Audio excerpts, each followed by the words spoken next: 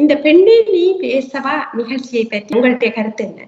அது ஒரு மிக நல்ல நிகழ்ச்சி. என்னன்னா பெண்களுக்கு நிகழ்ச்சி நடக்கிறதே குறைவு. ஆனா அந்த காலத்திலேயே நாங்கள் அந்த மாதிரி வானொலியில அந்த நிகழ்ச்சிகளுக்கு தான் நான் கட்டாயமா எழுதுறது.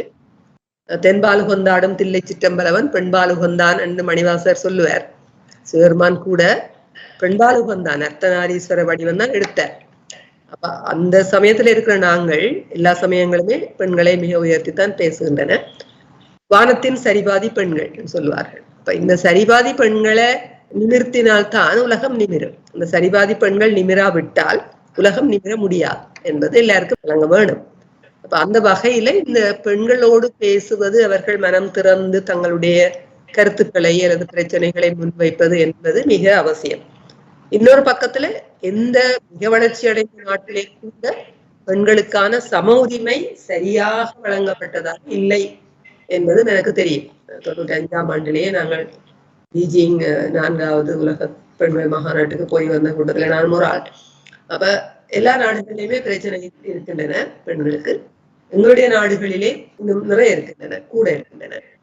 குறிப்பாக பெண்களுக்கு எதிரான வன்முறைகள் மிக அதிகமாக இருக்கின்றன. ஆகவே பெண்கள் பேச வேண்டும். பெண்கள் தான் தங்களுடைய பிரச்சனைகளை யாராவது வந்து தீர்க்கட்டும் என்று பார்த்து கொண்டிருக்க இயலாது. நாங்கள் தான் எங்களுடைய பிரச்சனைகளை கையாள வேண்டும், தீர்க்க வேண்டும். அதற்கு ஒவ்வொருவரும் என்ன செய்ய முடியுமோ அதை செய்யலாம்.